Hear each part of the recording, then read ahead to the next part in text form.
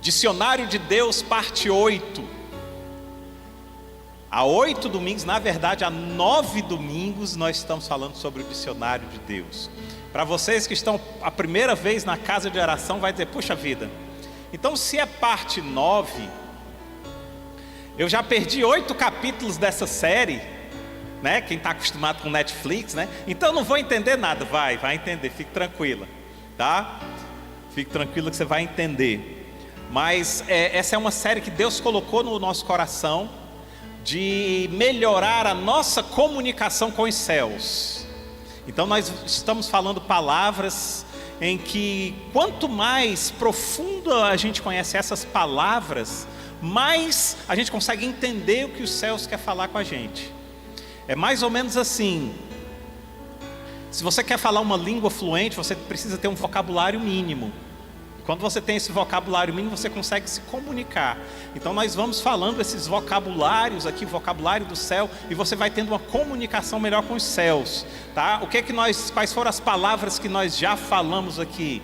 Falamos sobre abdicação, falamos sobre amor, sobre autoridade, falamos sobre bênção, falamos sobre Bíblia, falamos sobre comunhão, falamos sobre Cristo, falamos sobre cruz, falamos sobre Deus, falamos sobre o Espírito Santo, falamos sobre fonte, falamos sobre fogo, falamos sobre graça, falamos sobre idolatria, sobre igreja, sobre justiça, falamos sobre Lúcifer, falamos sobre missão, falamos sobre mordomia, falamos sobre oração, falamos sobre a ovelha, e domingo passado nós entramos na letra P, deusidentemente, não foi coincidentemente, deusidentemente, né? Nós estávamos entrando na letra P, aí domingo passado falamos sobre Páscoa.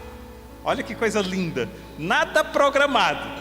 E hoje nós vamos falar sobre uma outra palavra que é importantíssima para o cristão. O cristão precisa ter uma noção exata do que é essa palavra, que é a palavra paternidade.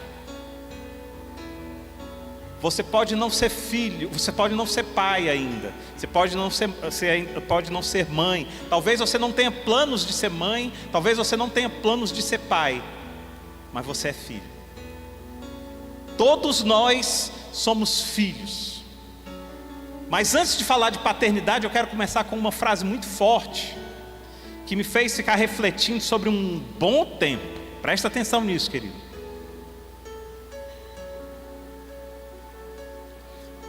Essa frase foi dita por um cara que eu tenho autoestima por ele. Aliás, quando ele fala alguma coisa, eu paro tudo e olho e digo, o que esse cara está falando? Esse cara chama-se Jesus. E eu estava lendo a Bíblia, e quando eu li essa frase, eu disse, eu preciso parar e meditar nisso. Por isso que eu não leio, eu já li várias vezes a Bíblia, aquele plano, ler a Bíblia de um ano, né? A Bíblia toda em um ano, já fiz isso várias vezes. Mas hoje eu não faço mais isso. Eu leio a Bíblia até onde Deus falar comigo. Quando Ele fala comigo, eu paro e digo, agora eu vou mastigar, eu vou refletir o que Deus falou comigo. Às vezes eu leio um versículo. Às vezes eu acordo de madrugada e disse, hoje eu vou ler minha Bíblia, eu vou ler assim uns 3 capítulos. Eu leio um versículo e digo, eu tenho que parar aqui. Não dá para continuar. Parece que as letras ficam saltando assim. Eu digo, eita, tem coisa aqui. Então eu estava lendo a Bíblia e disse, eu preciso refletir sobre isso, porque quem está falando é Jesus, e aí está registrado lá em João capítulo 5, verso 19, quando Jesus diz assim, e presta atenção, ele diz assim, em verdade vos digo, aí já para tudo.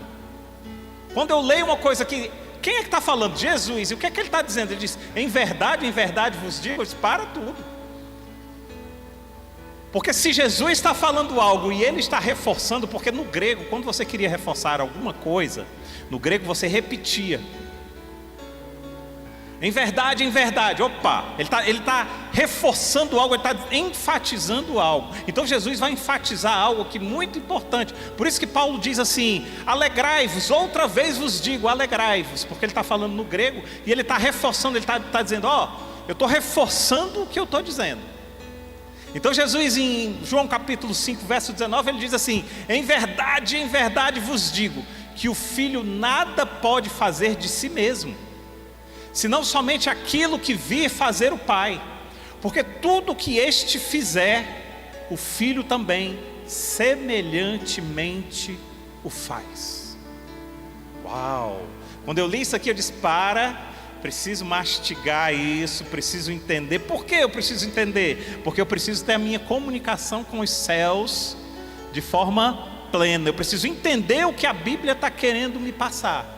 Por isso, quando você lê a Bíblia tem uma mensagem para uma pessoa muito especial. Sabe qual pessoa? Você. Quando a gente lê a Bíblia, a gente tem que ler a Bíblia com o coração aberto, dizendo assim: o que a Bíblia tem para falar para mim?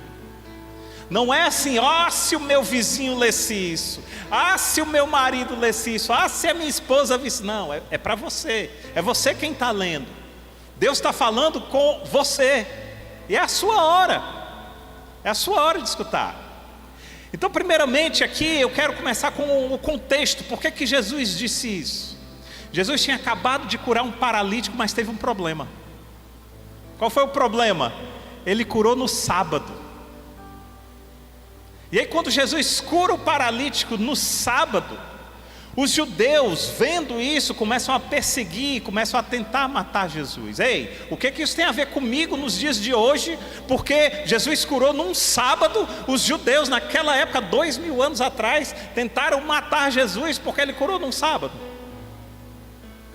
Isso tem a ver com você, porque quando Deus quer algo que está fora do seu contexto cultural, você tenta matar Deus.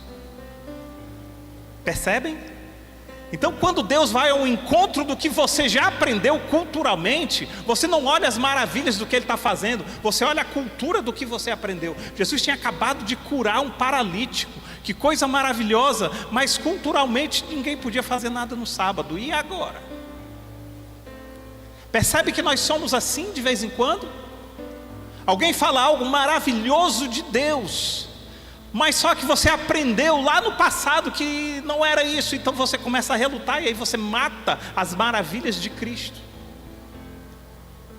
Então está nesse contexto. Jesus acabou de curar um paralítico. O paralítico pegou o seu leito, começou a andar. E aí os judeus olharam: ei, por que você está levando o seu leito hoje, se hoje é sábado?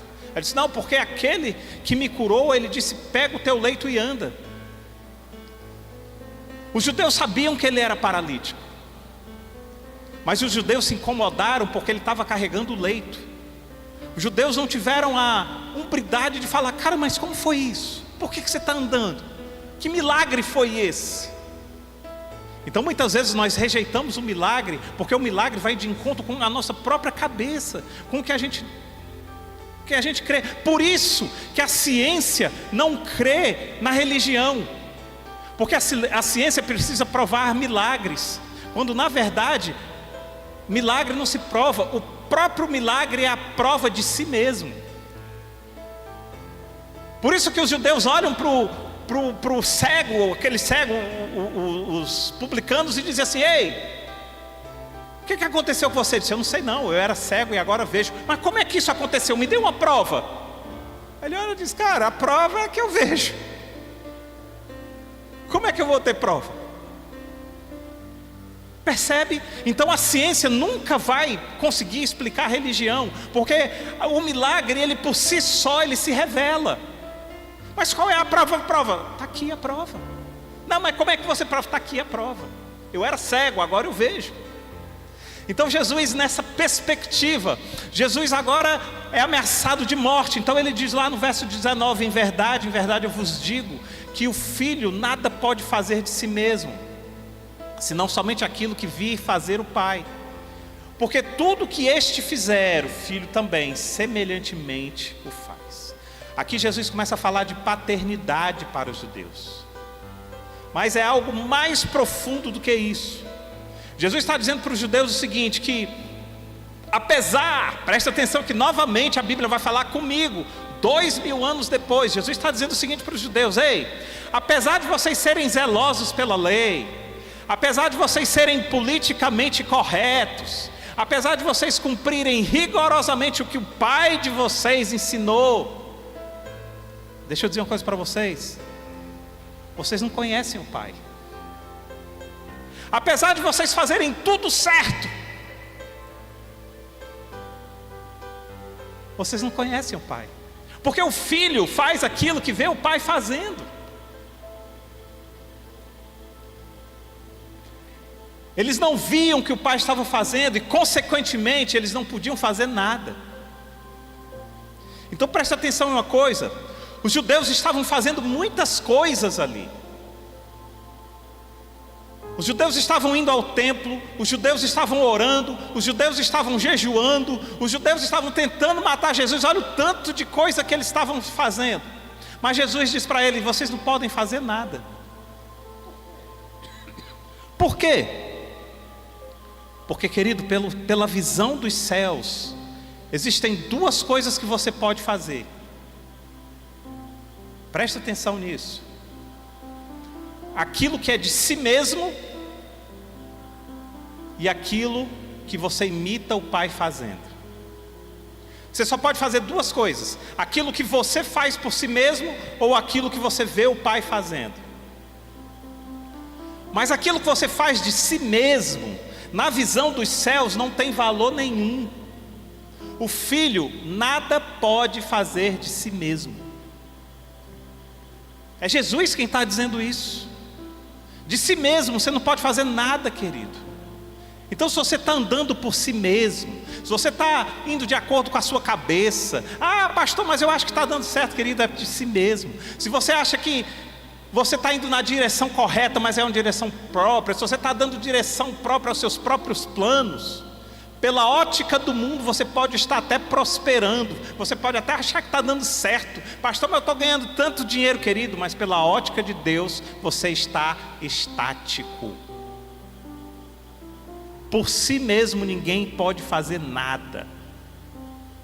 Então a primeira coisa que eu gostaria de falar para você sobre paternidade é que você só pode fazer aquilo que você vê o pai fazendo. Isso é paternidade. E por isso que a gente está no dicionário há tanto tempo, porque a gente, quando vê uma palavra paternidade, a gente não tem noção do que seja. E aqui a gente vai mergulhar mais fundo aqui, presta atenção no raciocínio. Se você só pode fazer aquilo que você vê o pai fazendo, então me diga uma coisa: de quem é a obra? A obra é de Deus, a obra não é sua. De quem é o projeto? O projeto é de Deus, o projeto não é seu. De quem é a iniciativa? A iniciativa é de Deus, a iniciativa não é sua. Aí você precisa entender que se o pai para de fazer, você tem que parar de fazer. Se o pai abandona o projeto, você precisa abandonar o projeto. Mas se o pai recomeça a fazer, você precisa retomar o projeto. Se todos abandonam o projeto, mas o pai fica, você precisa ficar. Então agora vem a primeira pergunta sobre paternidade. O que você está vendo o pai fazer?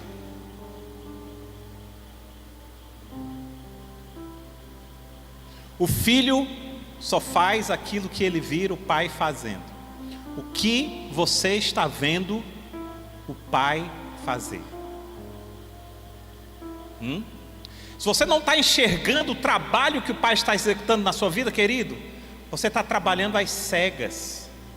E pela ótica dos céus, você está estático. Você está estático. Então aqui vai uma tarefa para casa. Ei, pastor, eu nunca fui numa igreja que botasse tarefa para casa. Pois aqui vai ter agora. Tarefa para casa. Anote aí no seu caderninho. Orar pedindo a Deus que lhe mostre o que Ele está fazendo. Pedir a Deus em oração para que Ele abra os seus olhos, não para outra coisa, mas para que Ele mostre para você: Senhor, o que é que o Senhor está fazendo?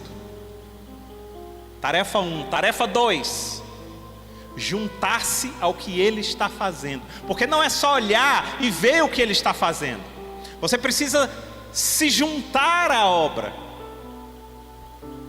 Porque é o seguinte, querido, a história ela está se desenrolando. E você é um agente da história. Agora seja um agente ativo e não um agente passivo. Tem muito cristão que é agente passivo da história. Pastor, eu conheci uma pessoa, ela tinha um testemunho tão lindo. Pastor, eu conheci uma pessoa que ela viveu vários milagres na vida dela. Pastor, eu conheci uma pessoa, querido, Deus não quer construir a sua história através de outras pessoas. Deus quer construir a sua história através de você. Eu quero ouvir de você falando: pastor, eu tenho uma história tão linda com Deus. Pastor, eu tenho milagres para contar. Pastor, eu tenho um testemunho para contar. Não são os outros. Então, abra a sua perspectiva. Senhor, abre os meus olhos. Senhor, eu quero ver o que o Senhor está trabalhando. Senhor, eu quero ver qual é o teu projeto. Senhor, eu quero sentir qual é a tua mente. Senhor, eu quero saber qual é o teu desejo. Agora, Senhor, junta-me a esse projeto. Junta-me a esse desejo, Senhor. E aí você vai ver milagres acontecendo. Hoje aconteceu uma coisa tão tremenda. Tem um pedalzinho aqui, que é que eu passo as músicas, né? E eu perdi esse pedal, procurei lá em casa, não achei, a Regina tinha saído, tinha ido no supermercado. E eu procurando nada, eu já estava pensando assim: vou esperar a Regina chegar para ela me ajudar. Mas já tinha procurado assim nos possíveis lugares, em todos os possíveis lugares. Aí eu já estava olhando assim no armário dela, né? Procurando no armário dela para saber se eu achava ali dentro do armário dela. Aí eu disse assim: Senhor, tão simples, Senhor, me ajuda. Eu disse só isso: Senhor, me ajuda. Eu preciso do pedal hoje, que hoje eu que vou levar o louvor, Senhor. Eu fui virando assim do nada, ó. Tum. Aí eu olhei, ele estava em cima do armário.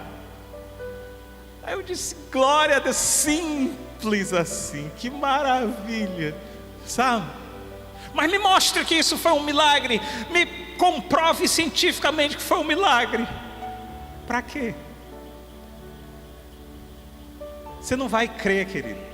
Se eu provar por mais A mais B, se eu provar para você por equação matemática, se eu tentar provar para você por qualquer equação, você não vai crer. Porque um milagre para quem não crê é besteira. Um milagre para quem não crê é coincidência. Mas toda coincidência para quem crê é um milagre de Deus. É um milagre de Deus. Percebe? Então disse: Senhor, o que o Senhor está trabalhando? Agora, Senhor, faz um milagre em mim. Eu não quero mais viver a história dos outros, Senhor. Eu não quero mais abrir YouTube. Eu não quero mais abrir televisão e ver as pessoas dando testemunho tão lindo delas. Senhor, eu quero ter o meu testemunho. Chegou a minha hora, Senhor. Eu quero contar a minha história para as pessoas e não a história dos outros. Querido, o céu vai se abrir. O céu vai se abrir, pode crer. Amém? Outra coisa fundamental na paternidade é que, presta atenção, isso é extremamente importante. Se você não souber perfeitamente, claramente a sua condição de filho, a sua condição de filha, saiba que a sua relação com Deus está perfeitamente, está profundamente, está tremendamente abalada. Se você não tiver a noção clara da sua condição de filho, se você não tiver a sua noção clara da sua condição de filho, a sua relação com Deus é abalada, totalmente abalada. Toda a sua relação com Deus, ela depende da forma como você se enxerga nele. Opa, anota isso aí. Tem umas pessoas que gostam de anotar, né? Toda a sua relação com Deus depende da forma como você se enxerga nele. Pega essa verdade espiritual, querido. Isso vai mudar a sua vida espiritual. Nós vamos explicar isso aqui, mas toda a sua relação com Deus, ela está pautada naquilo que você enxerga dele e naquilo que você se enxerga nele. Eu vou exemplificar para você entender. Você já viu uma frase que diz assim, aliás, você já viu alguém dizendo isso, ó: eu realmente não acredito em Deus. Eu não acredito em Deus de jeito nenhum, mas eu tenho uma relação tão íntima com Ele. Eu sou tão achegado a Ele. Olha, eu e Deus conversamos. Olha, eu e Deus tem um canal aberto comigo e tal, mas eu não acredito. Você já ouviu isso? Não, nem nunca vai ouvir. Não há a menor possibilidade de que uma frase como essa seja dita. Entende? Não há a menor possibilidade de alguém falar algo desse tipo. Cara, eu não acredito em Deus, eu sou ateu, convicto e tudo, mas a minha relação com Deus é maravilhosa. Cara, Deus fala comigo, eu falo com Deus, e assim, a gente se comunica de uma forma tão legal, é maravilhoso. Não, você não vai ouvir isso. Não existe essa possibilidade, porque a sua relação com Deus é baseada em como você se enxerga nele. O contrário também é perfeito. Você nunca vai ver a pessoa falar assim: cara, eu acredito tanto em Deus, eu tenho uma intimidade tão grande com Deus, cara, eu creio assim, cara, tudo eu vejo Deus e tal, mas cara, eu não tenho relação nenhuma com Deus, eu não falo com Ele, nem Ele fala comigo. E também não existe. Porque a intimidade, uma das provas da intimidade é a comunicação. Nós estamos começando aí mais um curso de noivos. Há mais de 10 anos que a gente ministra esse curso. Nós temos aqui o Leonardo, que é casado há quanto tempo, Léo? 10 anos. Leonardo é casado há 10 anos e fez o curso de noivos com a gente. E nós paramos, o curso do Leonardo acho que foi um dos últimos. Aí nós paramos e agora vamos retomar esse curso de noivos. E um dos capítulos do curso, que é baseado num livro que eu e a Regina escrevemos, chamado Como Viver uma Aliança de Amor. Um dos capítulos desse livro é só sobre comunicação. E pasmem, a maioria dos casais casados, não tem intimidade na comunicação dentro de casa. É o que a gente chama comunicação de elevador. Sabe como é a comunicação de elevador? Você entra no elevador: oi, tudo bem? Tudo bem. Como é que você vai? Vou bem. Você vai bem? Vou bem, vou bem. Isso é comunicação de elevador. A maioria dos casais vive na comunicação número 1, nível 1, comunicação de elevador. Sabe? E muita gente tem o nível de comunicação em Deus, nível 1. Oi, Deus, tudo bem? Tudo bem, Deus? Estou precisando de uma bicicleta. Deus, aí, já tem 3 dias que eu estou falando isso com você, tá bom? Tá, tchau. Deixa eu te dizer uma coisa. Eu estou aprendendo a orar ouvindo, e não aprendendo a orar falando. Depois de velho, Deus disse assim: você está orando errado. Eu disse: Senhor, mas eu já estou há tanto tempo, está orando errado. Você fala muito, não deixa eu falar. Eu disse: já é mesmo. Você tem razão, Deus. Pois ouça. Qual é mais importante, você falar para mim ou eu falar para você? Eu disse: não vou nem responder, Deus, o Senhor sabe todas as coisas. É lógico. E às vezes eu me ponho diante de Deus e digo: fala, Senhor. Regina tem um testemunho sobre isso. Ela se prostrou diante de Deus e disse: fala Deus, nada. Fala Deus, nada. 2 minutos, 3, 5 minutos ela ouviu 1 Coríntios, só isso. Aí ela ficou. 1 Coríntios capítulo tal, que eu não lembro. Aí ela ficou de novo. Mais uns 5 minutos depois, 1 Coríntios capítulo tal, verso tal. Aí ela, uau, foi lá, abriu, tinha tudo a ver com o que ela precisava naquele momento. Percebe? Deus fala, mas a nossa comunicação com Ele precisa estar aberta. Precisa estar aberta. Totalmente aberta. Então a sua relação com Deus, ela depende da forma como você enxerga Ele. Você nunca vai chegar para um ateu e vai ouvir um ateu falando assim: cara, eu tenho uma intimidade tremenda com Ele. Porque a relação e o como ele enxerga Deus não tem essa possibilidade. Quer ver um exemplo disso da prática? Jesus sabia que ele era filho de Deus. Olha que legal isso. Jesus sabia que ele era filho. Jesus sabia dessa relação dele com Deus. Aí quando os discípulos chegam para Jesus, e aqui eu acho maravilhoso isso, eu já fiquei questionando isso. Os discípulos chegam para Jesus e dizem assim: Jesus, ensina-nos a orar. Cara, isso é tremendo. Sabe por que isso é tremendo? Porque os discípulos já tinham visto Jesus fazer milhares de milagres. Os discípulos já tinham visto Jesus curar leprosos. Os discípulos já tinham visto Jesus andar sobre as águas. Os discípulos já tinham visto Jesus acalmar a tempestade. Os discípulos já tinham visto Jesus, ele fazer o paralítico andar. Aí quando eles vão pedir alguma coisa para Jesus, o que você pediria? Sabe o que eles pediram? Jesus, me ensina a orar. Como assim? Como assim? Eu leio uma coisa dessa: Senhor, me mostra o que Jesus passava quando ele estava orando. Não é tremendo isso? Cara, eu vi tanta coisa maravilhosa, mas eu quero saber como é que esse cara ora. Porque o que me chamou a atenção não foi o mar se acalmando, não foi a tempestade cessando, não foi a palavra de autoridade sobre a natureza. O que me chamou a atenção foi a forma como ele se prostrava diante do Pai e a intimidade que ele tinha com o Pai. Mas aí os discípulos chegam para Jesus e dizem assim: Senhor, ensina-nos a orar. Sabe como é que Jesus ora? Sabe por quê? Oração, querido. Oração é a sua comunicação com Deus. Oração é a sua relação com Deus. Aí Jesus começa dizendo assim: Pai nosso que estás nos céus. Para você hoje isso pode ser uma frase qualquer, mas naquele tempo ninguém ousava chamar Deus de Pai. A patente máxima que você poderia ter naquele tempo era filho de Abraão, filho de Davi, filho de Jacó. Você pode olhar que quando Jesus está conversando com a mulher samaritana, ela diz assim: mas você é maior do que o nosso pai Jacó? Por que você está dizendo que vai me dar a água da vida, que você tem uma água melhor do que desse poço? Porque esse poço aqui quem construiu foi o nosso pai Jacó.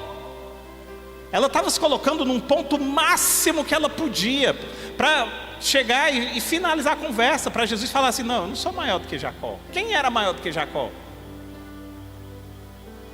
Quem é o filho maior do que Jacó? Só que Jesus diz assim, quando ele está orando, ele diz: Pai nosso. Quebrou todas as expectativas dos discípulos, todos os paradigmas foram quebrados ali, simplesmente porque Jesus tinha a noção exata do que é paternidade.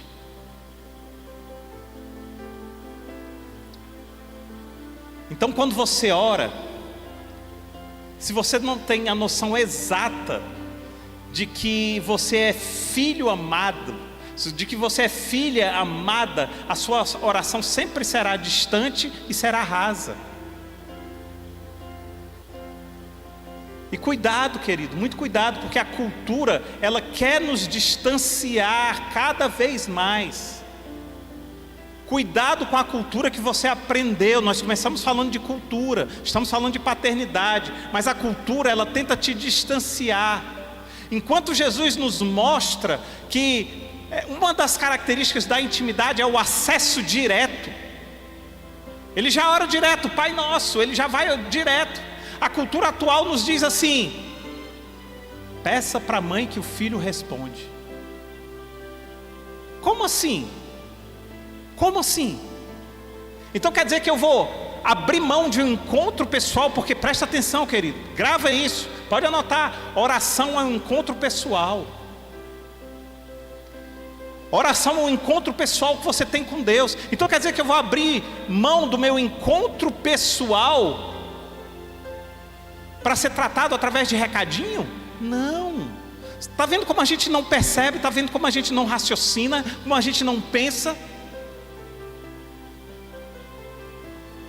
Eu não vou abrir mão do meu encontro pessoal com Deus para mandar recado por ninguém.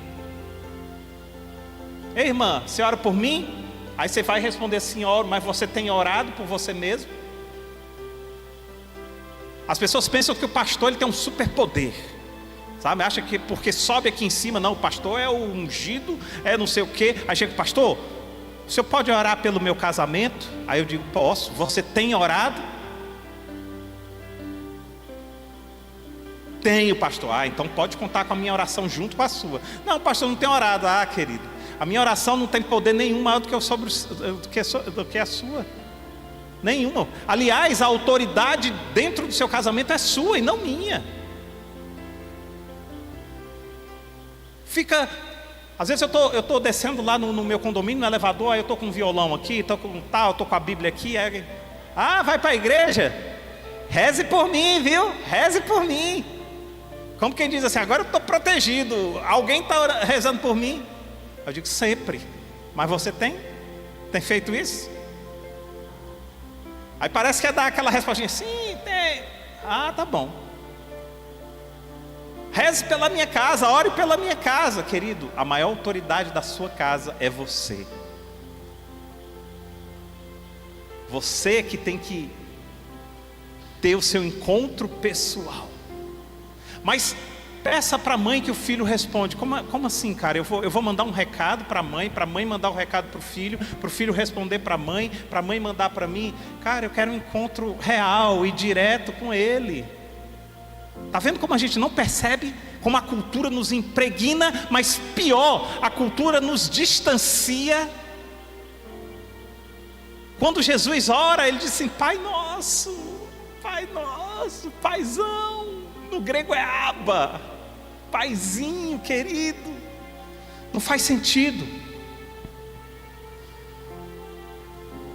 Amados, se a gente fosse tentar se aproximar aqui no tema paternidade, nós ficaríamos pelo menos mais uns 5 encontros falando sobre paternidade. Eu não quero me aprofundar. Aqui a gente está falando só o superficial, mas você entende que a gente já sai daqui com um outro parâmetro do que significa paternidade, da importância de paternidade para nós. Esse é o objetivo do dicionário de Deus.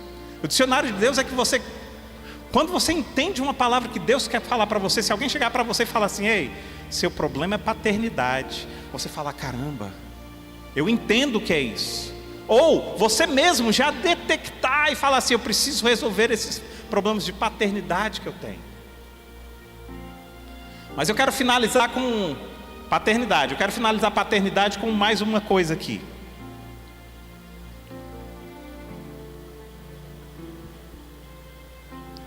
A paternidade não é o que você pensa. A paternidade é o que ela é. A paternidade não é o que você experimentou. A paternidade é o que ela é. A paternidade não é de acordo com a sua experiência com seu pai. A paternidade é o que ela é. Por que eu estou dizendo isso? Porque a nossa ótica, ela é impregnada pela miopia, pelo astigmatismo e pelo hipermetropismo das nossas experiências. Então a nossa verdade, ela é sempre impregnada de todas as nossas experiências. Mas existe uma verdade nua, uma verdade límpida, uma verdade sem nenhuma distorção. Estou fazendo psicologia, já falei isso aqui uma vez, fazendo psicologia, e a professora disse: olha, a verdade é relativa. A verdade é relativa porque, veja bem, a forma como eu vejo a verdade não é a mesma forma como uma pessoa vê a verdade, ou uma forma como outra pessoa vê a verdade. Aquilo que eu vejo como verdade para outra pessoa pode não ser verdade, ou a verdade de outra pessoa pode ser diferente da minha. Eu levantei a mão. Aí ela: eu digo: professora, eu entendo que a verdade de cada um é impregnada pela miopia das experiências de cada um, mas, professora, eu creio que existe uma verdade. Porque quando Jesus diz: eu sou o caminho, a verdade e a vida, Ele está dizendo assim: não importa como você me enxergue, você pode me enxergar pela miopia, outro pode me enxergar pelo astigmatismo, outro pode me enxergar pela hipermetropia, outro pode nem me enxergar porque é cego, mas isso não faz com que eu mude a minha essência. A minha essência de verdade existe. Foi um rebu na sala de aula, nem precisa dizer, né? Numa sala de universidade de psicologia, né?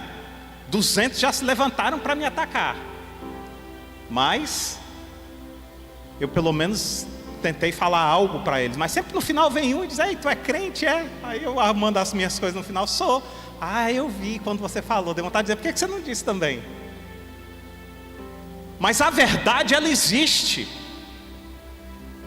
E ainda que a gente esteja impregnado com as nossas limitações de experiências da verdade, nós devemos buscar a verdade mais próxima.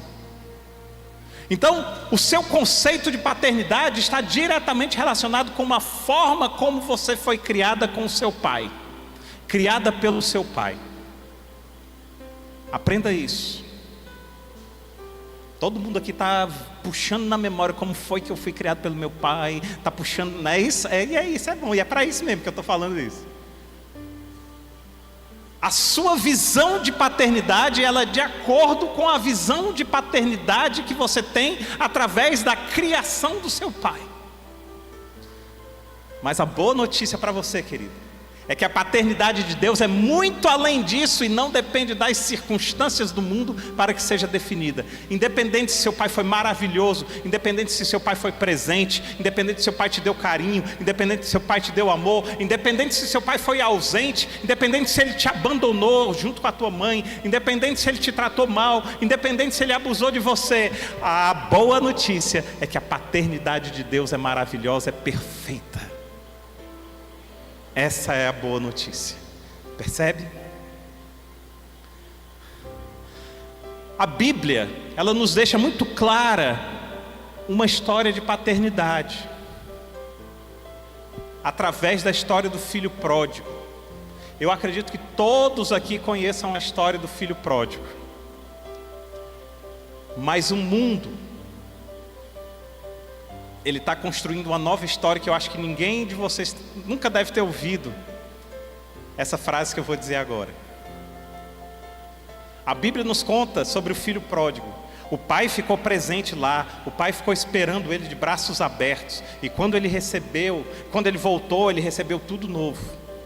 Mas deixa eu te contar uma história que nunca ninguém te contou. O mundo está nos contando a história do pai pródigo. É a história do pai que abandona a sua posição de autoridade dentro de casa.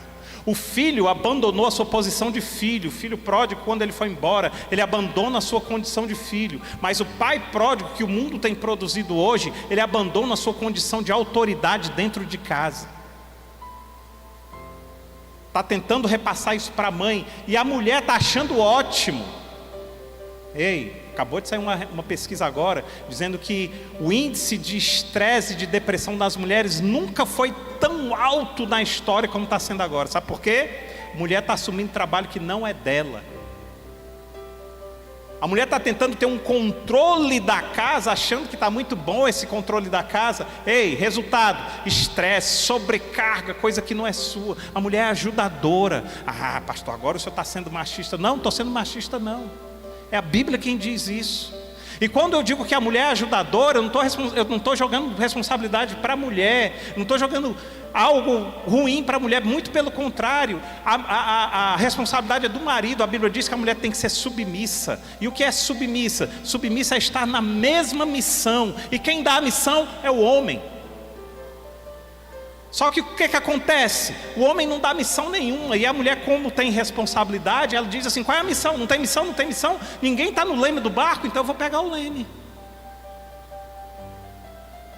Agora, eu nunca perguntei para uma mulher que ela me respondesse negativamente. Eu sempre digo assim: agora, qual é a mulher que não quer ser submissa a um homem que ela sabe que o ama, que ela sabe que ele tem responsabilidade, que ela sabe que ele tem autoridade sobre o lar, que ela sabe que ele toma todas as posições corretas, que ela sabe que ele cuida, que ele ama a casa? Qual é a mulher que não quer ser submissa, está na mesma missão de um homem desse? Nunca uma mulher se levantou a mão.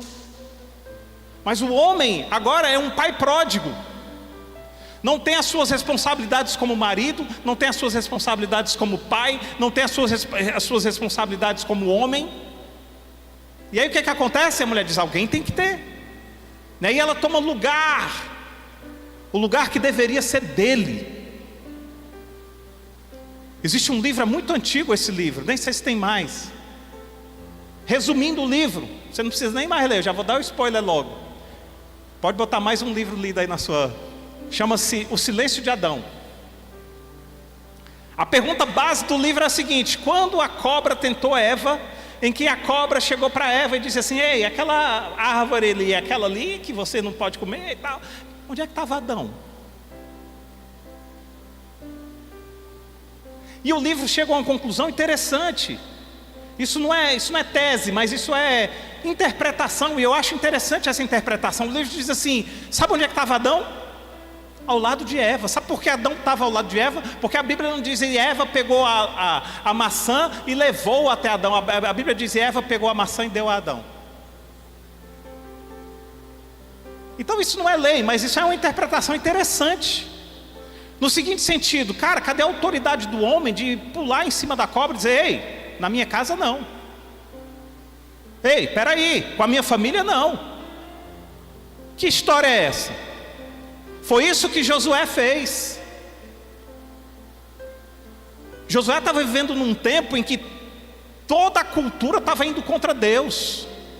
Eles estavam adorando outros deuses, estavam começando a se desviar. Josué chama o povo e diz assim: ei, vocês podem seguir os deuses se vocês quiserem, mas eu e minha casa serviremos ao Senhor. Isso é ser homem, isso é ter autoridade. Agora, qual é a mulher que não quer ser submissa a um homem desse? Percebe? Nós estamos vivendo a geração do pai pródigo, o pai que sai de casa de alguma forma. Nós estamos vivendo a geração de esposas viúvas de homens vivos, porque parece que os homens já morreram. Ei, na minha casa não. Mas todo mundo faz. Aqui não. E deixa eu dizer uma coisa para você: quando você se posiciona, tudo muda. É questão de posicionamento. Querido, meu filho nasceu em agosto do ano de 2000. Agosto de 2000. Em setembro de 1999, nós recebemos o resultado de que a Regina estava grávida. Em setembro de 1999 eu fiz uma oração. Dessa oração eu fiz um quadro. Desse quadro eu coloquei na porta do quarto do meu filho. Passou 15 anos na porta do quarto dele. Aí o quarto foi ficando velho, quebrou, não sei o quê. E hoje está dentro do quarto dele, essa oração. Tudo o que eu orei está se cumprindo. Tudo o que eu orei está se cumprindo. 9 meses antes dele nascer, era uma madrugada lá de casa, eu lembro bem disso. Eu peguei e comecei a fazer uma oração. Mas teve uma época que meu filho não estava frio, totalmente frio. Quem for lá em casa vai ver. Eu mandei fazer um quadro: eu e minha casa serviremos ao Senhor. Esse quadro está lá na varanda até hoje. Meu filho hoje está num retiro espiritual. Meu filho vai para a faculdade, às vezes ele demora a chegar e está demorando. E cadê? Aí, filhão, você está onde? Pai, não, é porque eu estava aqui na faculdade, só porque tem uma oração em tal lugar e eu estou indo para a oração. E eu estou aqui na oração, chego já, tá bom? Tudo está se cumprindo. Sabe por quê? Posicionamento. Não abra mão do que é certo pelo costume da época. Não abra mão. Hoje nós estamos vivendo essa geração do pai pródigo, o pai que abandona o seu lar, abandona a autoridade e o zelo da sua família. E se isso aconteceu com você, se você passou por essa experiência, com certeza isso afetou o seu olhar de paternidade. Mas a boa notícia é que isso não afetou de forma alguma o Deus que é teu pai. Ainda tem mais um assunto aqui fora esse. Para finalizar a paternidade, vamos lá. Outro assunto igualmente importante. Se não der, a gente fala o outro no próximo domingo. Esse assunto que eu vou falar, ele também fala de cultura e de jargão. Presta atenção, queridos. Presta atenção, a gente está aqui ampliando o nosso dicionário para ter uma comunicação melhor com Deus. Quem nunca ouviu frases do tipo: eu também sou filho de Deus. Mas todos nós somos filhos de Deus. Todo mundo é filho de Deus. Quem nunca ouviu essa frase? Você já parou para pensar, de onde vem essa frase? Já parou para pensar isso? Da Bíblia não é. Aliás, essa frase ela é antibíblica, na verdade. Eu quero dizer algo para você que talvez em um primeiro momento vá te chocar. Se você nunca teve o contato com o que eu vou dizer agora, talvez isso vá te chocar. Mas que com o tempo vai fazer todo sentido para você. Eu fui uma pessoa, quando eu vi isso a primeira vez, eu disse: não, todo mundo é filho de Deus, eu não creio, não sei o quê. Eu fui chocado com essa frase. Mas hoje ela é uma das maiores verdades em que eu assumi e assimilei. Preparado? Nem todos são filhos de Deus. Uau! Pastor, agora o senhor pegou pesado. Nem todos são filhos de Deus. A Bíblia nos conta lá nos primeiros capítulos de Gênesis, diz que Deus criou todas as coisas. No princípio Deus criou todas as coisas. Gênesis 1:1. No princípio Deus criou todas as coisas. Se Deus criou todas as coisas, você é criação de Deus. Você não é filho. E corrobora isso em João capítulo 1, verso 3, quando diz assim: todas as coisas foram feitas por intermédio dele. Sem ele, nada do que existe teria sido feito. Então, quando a Bíblia diz todas as coisas, ela está te incluindo aí, onde está essa... eu e você estamos incluídos aí em todas as coisas. E só que agora, vamos partir para o outro lado da moeda. Existe um outro versículo, João capítulo 3, verso 16, que aí todo mundo conhece, ninguém precisa olhar na Bíblia, né? O versículo mais conhecido. Se você ainda não conhece, você precisa decorar esse versículo, que é o versículo mais conhecido da Bíblia. João 3,16, vamos falar junto? Porque Deus amou o mundo de tal maneira que deu seu Filho unigênito, para todo aquele que nele crê não pereça, mas tenha a vida eterna. Gente, escola bíblica, as criancinhas já estão aprendendo isso aí, certo? João 3,16, esse é o versículo chave da Bíblia, tá? O que esse versículo quer me dizer? Tem uma palavrinha chave aí nesse versículo, que ela fica saltando. Filho, o quê? Unigênito, filho único. Bom, vamos raciocinar, porque o espiritual também ele é racional, tá? Se Jesus é o Filho unigênito, se Jesus é o Filho único, quantos filhos Deus tem? Correto? Estão me acompanhando nisso? Estou bem didático, hein, gente? Salinha de, né? No meu tempo era quarta série, agora é primeira infância, sei lá, agora é outro nome, né? Então, se a Bíblia diz Filho unigênito, a Bíblia está falando que Deus tem um único filho. E agora, José? Se Deus só tem um filho, vamos concluir essa questão. Se Deus só tem um filho, e esse filho quem é? Não é você. Ei, não vá se escalando não. Esse filho é Jesus, tá? Estão acompanhando, estou indo assim passo a passo, bem sedimentando, tá? A Bíblia diz que Jesus é o único filho, né? E a Bíblia diz que Jesus é o único filho, exatamente, é o Filho unigênito de Deus, tá? Então é o único filho. E agora? Agora vem a boa notícia. A boa notícia é que nós não somos filhos, mas nós podemos ser filhos adotados, filhos adotivos. João capítulo 1, versos de 10 a 13, vai provar isso para a gente. Por isso que você tem que ter cuidado com a cultura que você aprende. João capítulo 1, verso 10 diz assim: aquele que é a palavra... Antes de falar do versículo 10, João 1:1, ele vai dizer que no princípio o verbo se fez carne e habitou entre nós. O que ele está falando? Ele está falando de Jesus. Jesus é o verbo que se fez carne e habitou entre nós. Então ele está falando, ele está descrevendo Jesus. João começa o evangelho descrevendo Jesus. Lá no verso 10 ele vai dizer, olha o que ele vai dizer: aquele que é a palavra estava no mundo. Ele continua falando de Jesus. E o mundo foi feito por intermédio dele. Ou seja, olha só como as coisas, né?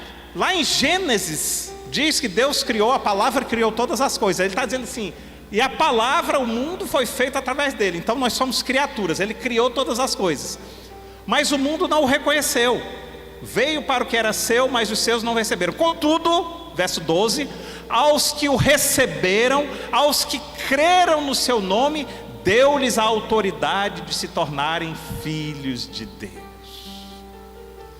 Tem uma versão que diz: deu-lhes o direito de se tornarem filhos de Deus, os quais não nasceram do sangue, nem pela vontade da carne, mas pela vontade de homem, nem pela vontade de homem algum, mas nasceram de Deus. Presta atenção, querido. Presta atenção. Você não nasceu filho de Deus, você foi criado por Deus, você é criatura de Deus. Mas se você recebeu Jesus como seu Senhor e Salvador, e você creu no seu nome, então Jesus te deu o direito, te deu a autoridade de se tornar filho de Deus. Não sou eu que estou falando, está aqui. Você não nasce filho, você se torna filho. Você nasce criatura, mas você se torna filho. Isso é fantástico. Sabe por quê? Sabe qual é a diferença, pastor? A diferença é que a criatura, ela tem o direito de fazer aquilo que o Criador designou para fazer. É mais ou menos assim, falei isso já, vou usar o mesmo exemplo. O Criador cria um ventilador. Ele cria o ventilador para quê?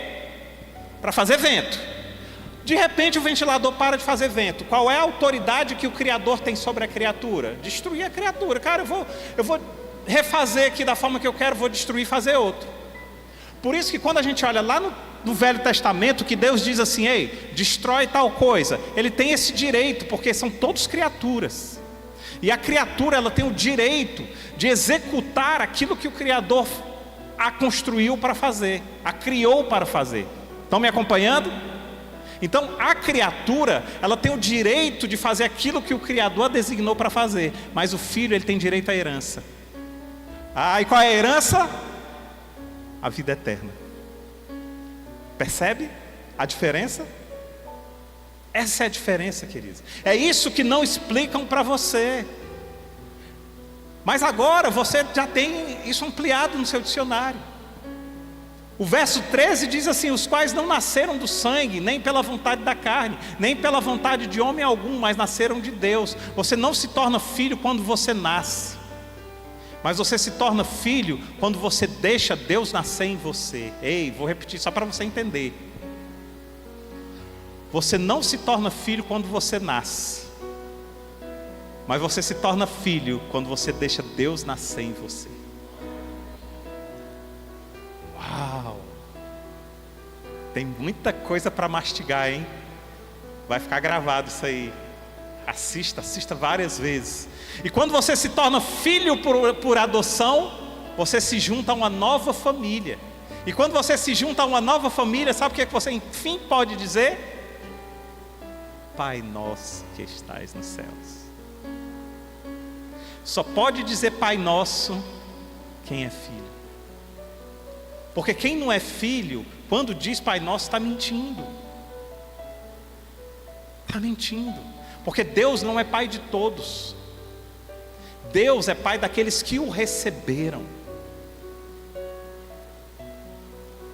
Chocante, hein? Extremamente chocante. Sabe por quê? Eu ia até entrar em outro tema agora, que eu ia falar de santidade. Eita, mas não vou entrar nessa seara não hoje não.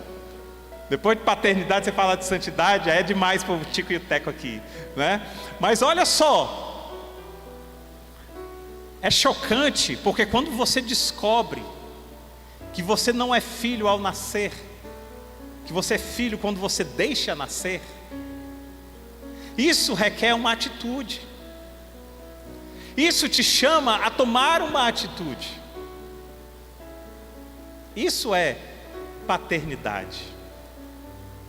Então, hoje nós falamos só de paternidade. Esse é o dicionário de Deus. Porque às vezes a gente ouve as coisas, a gente lê a Bíblia e a gente não entende. E nós já falamos todas aquelas palavras que eu falei lá na frente. Quer ser filho? Recebam. Eu vou te falar uma outra frase que é chocante. Chocante. Você não vai para o céu enquanto você não recebê-lo. Não vai. Pastor, mas eu sou uma boa pessoa. Pastor, mas eu conheço uma pessoa que é tão boa, querido. Eu já falei sobre isso. Eu espero que você não esteja batendo na mesma tecla. Eu já falei que o filho não pode fazer nada por si só, senão aquilo que ele vê o pai fazendo. Não é o que você faz, é aquilo que você vê o pai fazendo. Quer uma outra frase chocante da Bíblia? nem olhos viram, nem ouvidos ouviram, nem jamais penetrou em coração humano aquilo que Deus tem preparado para os que o amam. Uau! Vamos destrinchar essa frase aqui?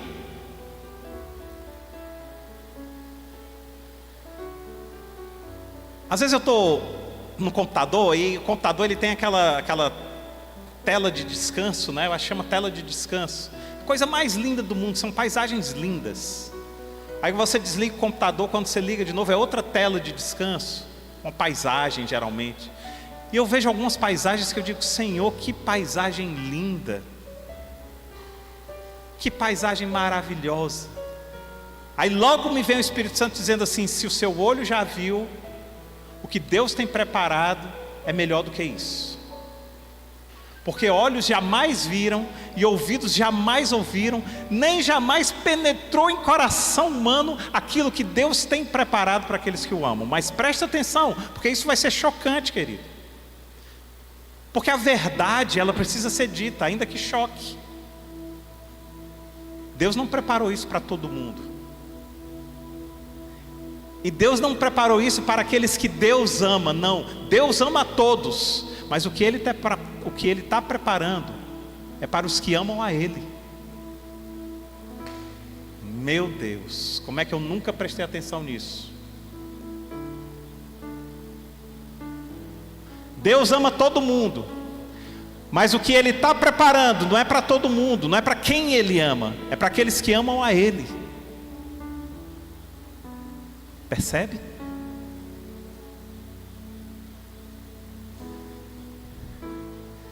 Pastor, eu entendi. E agora? Como é que eu faço para amar a Deus? Eu quero, pastor, eu quero amar a Deus. Como é que eu faço para amar a Deus? Calma. E agora eu vou quebrar um outro paradigma de você. Vixe, agora eu estou quase encerrando. Vou quebrar um outro paradigma para você. Não existe amor à primeira vista. Isso eu vou dizer no curso de noivos. Não existe amor à primeira vista. Não. Isso é conto de carochinha. Existe atração à primeira vista. Você pode olhar uma pessoa e ter uma atração por ela, mas amor à primeira vista não existe. Tá?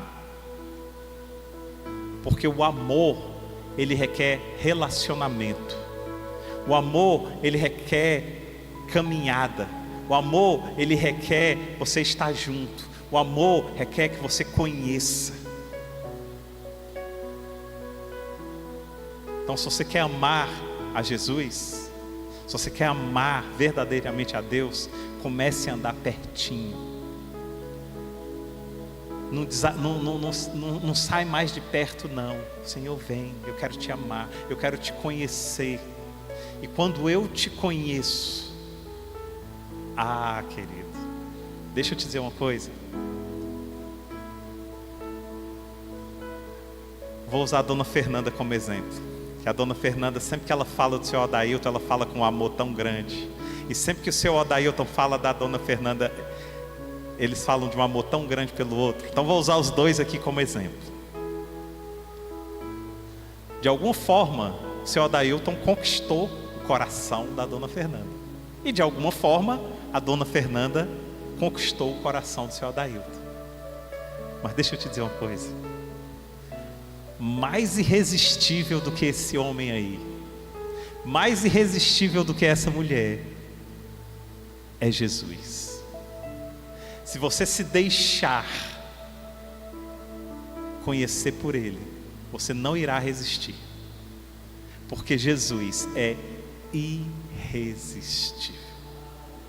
Quando você vai ver a história da mulher samaritana, que ela estava no poço, ela começa desdenhando. Então você está dizendo que você judeu vem me pedir água? Você sabe como é que ela sai? Larga o cântaro e sai contando para todo mundo. Eu conheci o cara, eu conheci ele. Sabe por quê? Porque ele é irresistível. Mas teve uma fase de transição entre o desdenhar e o amar. Teve uma fase de transição entre o não conhecer e o amar intimamente. Entre nessa fase de transição. E querido, deixa eu te dizer uma coisa. Uma vez conhecendo a Jesus, eu não conheço uma pessoa que não tenha amado Jesus de forma maravilhosa, que verdadeiramente o tenha conhecido. Pastor, e Judas? Judas o amou, mas o problema de Judas é que ele era tão preso a ele mesmo, que aquilo que o prendia foi maior que aquilo que ele amava. Que você não seja um Judas da história, que aquilo que te prende não seja maior do que aquilo que você pretende amar. Solte-se, permita-se, você vai ver, Jesus é maravilhoso. Amém? Vamos